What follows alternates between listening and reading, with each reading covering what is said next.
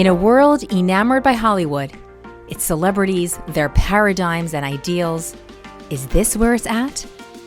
Join me each week as we discover the deeper meaning, an alternate spark to Hollywood's love, paparazzi, relationships, and empowerment.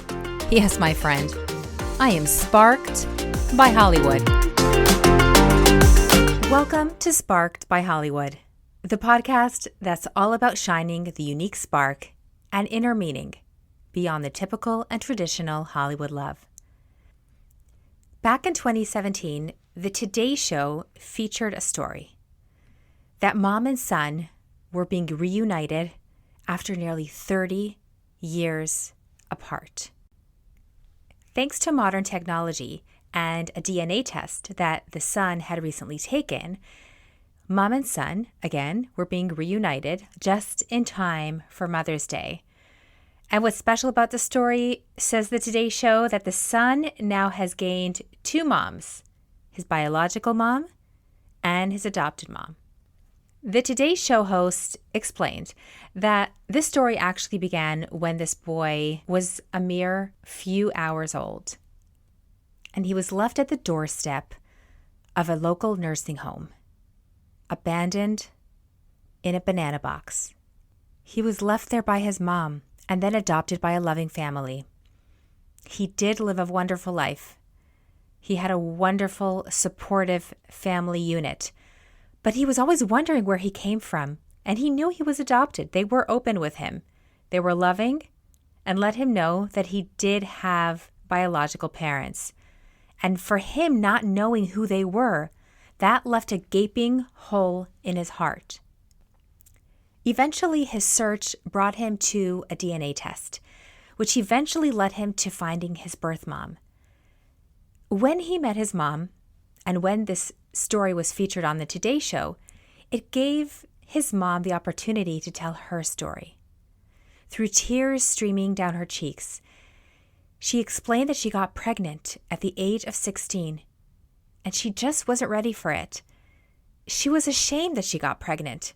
She wished it never happened. She wished she had never gotten into bed with him. But it all took one night. She couldn't tell her parents, so she hid it very well. In the end, she gave birth at home, in the bathtub, by herself. She cut the umbilical cord. As she explained, she washed the baby. She even nursed him a little bit. And then she took action. She just knew that she couldn't do it anymore. She just couldn't provide for this baby. But she didn't know who to tell. Again, she felt alone. She felt isolated.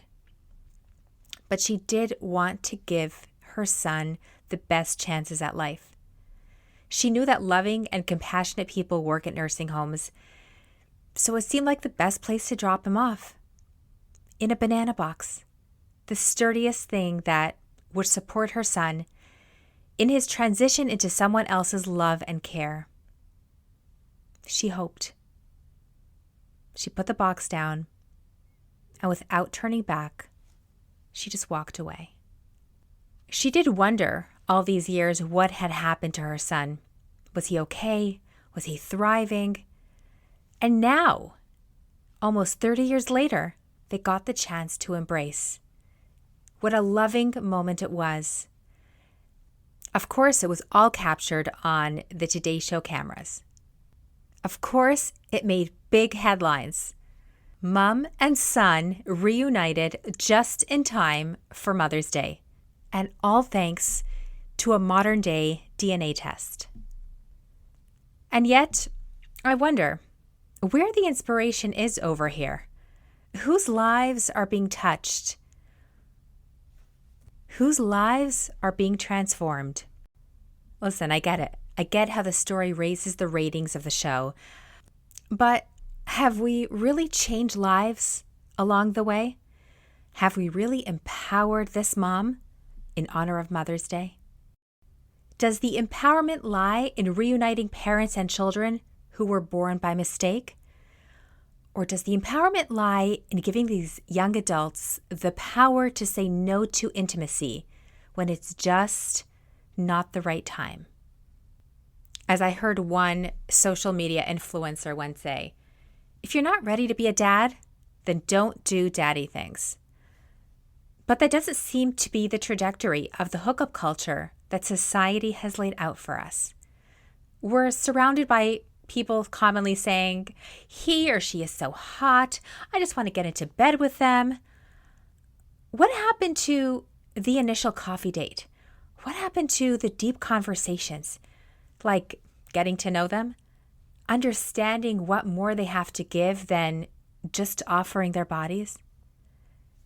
Now, let's be real. Attraction between man and woman is real, it's true, and it's potent. It's the way that God intended it to be. Whether they're in their teens, their 20s, their 30s, or their 80s, the attraction between genders is always there. Yet attraction without limits means that we're potentially giving anyone full access to each other's bodies. Again, anyone with anyone, at all times, a soulful bonding experience gone cheapened and meaningless. Attraction is fine. Attraction is great, right? Getting into a conversation with someone, appreciating who the other person is a great way to get to know one another on an intimate level. Not fully intimate, but really understanding each other's personality, their struggles, their strengths, their weaknesses, giving to the other person in the form of words, complimenting, active listening, and supporting. That, my friends, is the power of speech. And yet, society just hasn't made that the prevailing message. The goal is sex, and the sooner, the better. Seemingly no harm done, right? Unless it's a teenage pregnancy or unplanned at any age. When that occurs, the picture turns sour. Many times, parents of pregnant teens get upset. The couple themselves many times don't know what to do. Sometimes they're not even a couple. They're just doing, as some people call it, a summer fling, or merely hooking up. They have no feelings for each other. Sometimes there's not even a real attraction. Perhaps these people didn't even envision bringing children into the world out of wedlock. Sometimes the pregnancy is an embarrassment to the family, or to the woman whose belly begins to swell. Perhaps she just feels like she's just not ready yet. Some may not feel financially stable. Others aren't really sure that they're even in true love with each other. They just see it as exploring. They see it as a one-timer, as having fun. It wasn't really supposed to have serious outcomes. But now we have an unplanned pregnancy, and now the couple has to decide what to do. Now, some people will consider an abortion, which of course is a topic on its own. They choose to terminate a pregnancy, a baby which has just started to take shape and form, and many times with a tiny heartbeat, all on the basis of allowing a woman to choose what to do with her body. Wait, stop. We're allowing her to choose? You mean she has the choice of what to do with her body? You mean she's able to choose whether she gets completely undressed and have an intimate, soulful connection with someone who she knows that there's a chance that this union can possibly produce a child? And she chose to go ahead with it? Okay, all right, go on.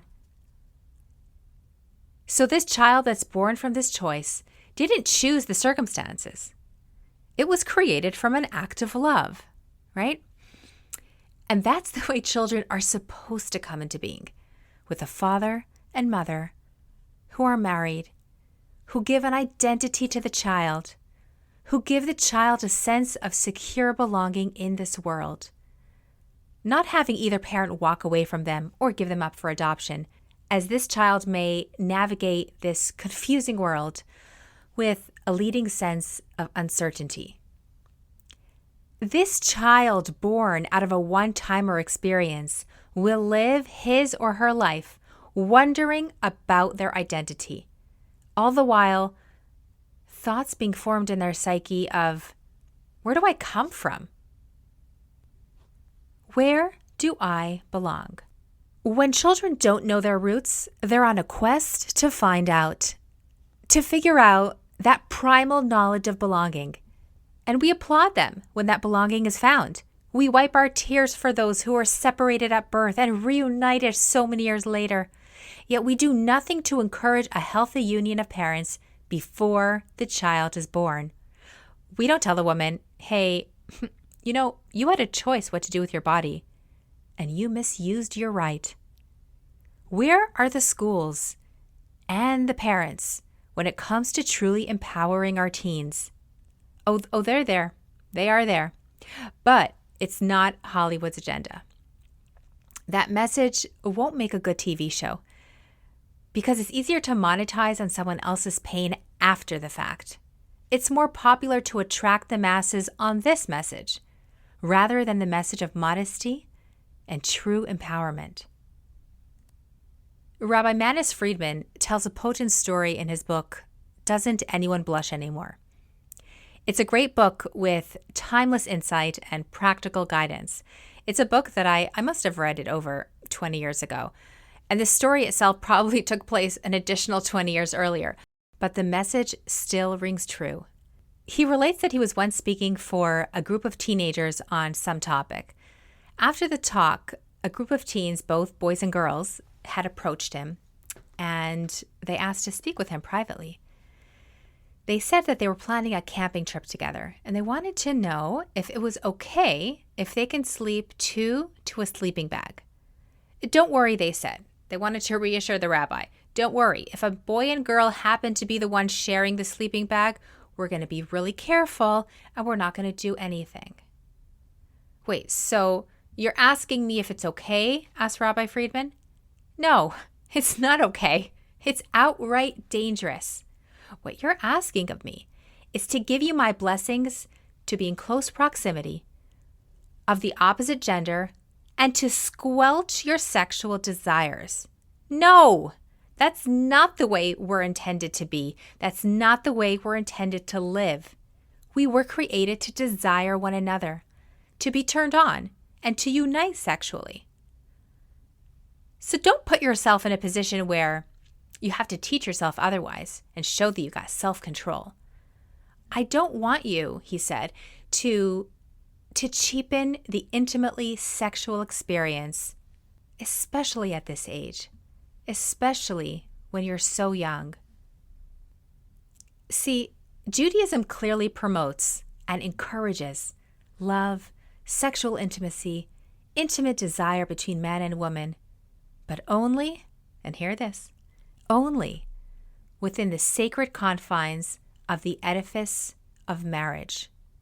Nowhere else, no other time, with no other being. So what Rabbi Friedman was expressing with eloquent wisdom was Judaism's stance on this very issue of who has control over the woman's body. She does, he was explaining. But from the very beginning, before she leaves the house in the morning, before she goes out to meetings or goes on errands, she takes a good look at herself in the mirror and is proud of who she is. Who is she? She's a creation of God, with gifts and talents that are hers alone, and that's where she shines. Her body is not a sex object, and it's not for everyone to touch. It's certainly not for everyone to go to bed with. And that's her power. Before anything further happens, before the slippery slope within the very Hollywood walls begin, she knows that she can say no. She knows that she can take her power back. And that's where her empowerment lies. Thank you for joining me for today's episode. If you are loving the Spark by Hollywood podcast, kindly leave me a 5-star review on the platform that you're listening on. Be sure to follow me on Instagram at Sparked by Hollywood. That's where the conversations happen. That's where I give you extra content on all my episodes. and where you can send me your feedback, your comments, and questions. And finally, in a world where we are all enamored by the spark of Hollywood and its celebrities, always remember your own spark that you carry within you that makes you the gift that the world needs to shine that much brighter. I'll catch you in the next episode.